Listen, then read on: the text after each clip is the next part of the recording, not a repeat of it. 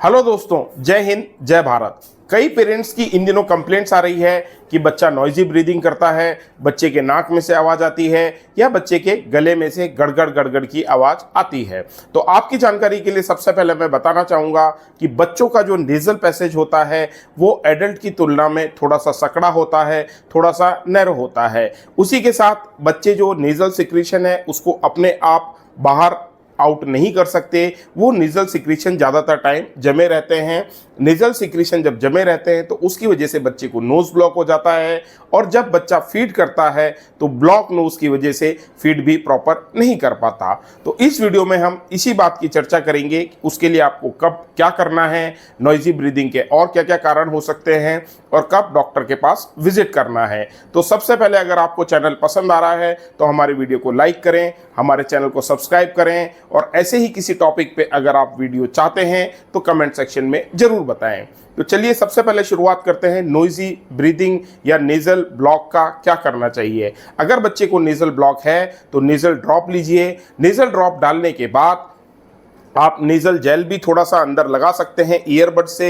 अगर nasal jail नहीं लगाना चाहें तो थोड़ा सा खोपरे का तेल भी लगा सकते हैं, और उसको 2 से 3 मिनट तक छोड़िए। इसके बाद जो अंदर के नेज़ल सिक्रीशंस हैं थोड़े से लूज हो जाएंगे, थोड़े से ढीले हो जाएंगे, और नेज़ल बल्ब जिसको हम नेज़ल म्यूकस सकर कहते हैं बाजार में इजीली अवेलेबल होता है, सक्शन मेथड से नोज़ क्लियर कर सकते हैं, और उससे बच्चा आपका इजीली दूध पी पाएगा और अच्छी तरह से सांस ले पाएगा। ज़्यादातर प्रॉब्लम बच्चे की यही लिमिटेड होती है, यहाँ प्रॉब्लम बहुत कम होती है या इसके नीचे प्रॉब्लम काफ़ी रेयर होती है। अब हम बात करते हैं दूसरे पॉइंट का कि पेरेंट्स कंप्लेन करते हैं कि बच्चे के गले से गड़गड़ की आवाज़ आती है, बच्चे के गले से साउंड आती है जिसको हम गर्गलिंग साउंड कहते हैं या फिर रैटलिंग साउंड भी कहते हैं। इसके 2-3 रीज़न होते हैं। नंबर 1, जैसा मैंने पहले बताया कि बच्चे ज़्यादातर टाइम लेटे रहते हैं, नेज़ल सिक्रीशंस को बाहर स्पिट नहीं कर पाते,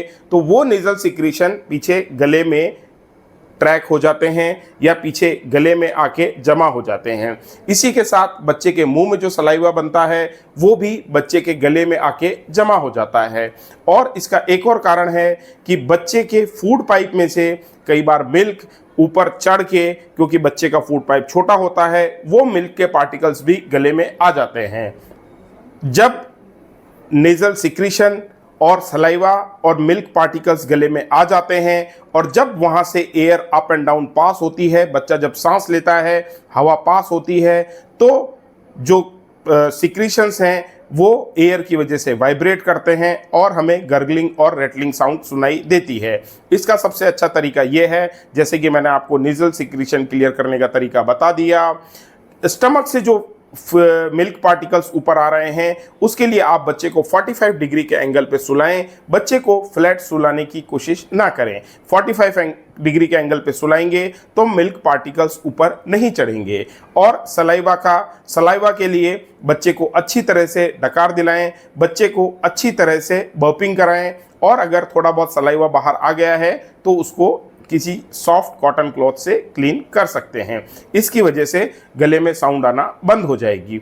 अब हम बात करते हैं जो सीरियस इशू होता है गले में साउंड आने का, उसको हम लेरिंजोमलेशिया कहते हैं। यानी कि बच्चे का जो कंठ होता है, लैरिंग्स होता है, उसकी मांसपेशियां ढीली होती हैं, उसकी वजह से बच्चे के गले में साउंड आती रहती है कंटिन्यूअस, जिसको हम स्ट्राइडर कहते हैं। ये साउंड भी अपने आप ठीक हो जाती है, इसमें ज़्यादा घबराने की ज़रूरत नहीं है, लेकिन फिर भी आपको अपने पीडियाट्रिशियन से इसके लिए कांटेक्ट जरूर करना है। अब मैं लास्ट टॉपिक पे आ रहा हूँ कि कब आपको ज़्यादा घबराना है, कब ये सीरियस इश्यूज हो सकते हैं। बच्चे के गले में अगर साउंड आती है तो बच्चा अगर फीड नहीं ले रहा है तो सीरियस इशू है, बच्चे को फीवर है सीरियस इशू है, बच्चे की सांस तेज चल रही है सीरियस इशू है, बच्चा डिहाइड्रेटेड है, बच्चा सुस्त है, बच्चा डल है, बच्चा लिथार्जी है तो सीरियस इशू है, या बच्चे का कलर फीका पड़ रहा है, बच्चे का पिंक कलर से ब्लूइश कलर हो रहा है, नीला पड़ रहा है, या बच्चे में कोई भी एबनॉर्मल चीज़ देखें तो तुरंत बच्चे के डॉक्टर से आप अपने पीडियाट्रिशियन से कांटेक्ट करें।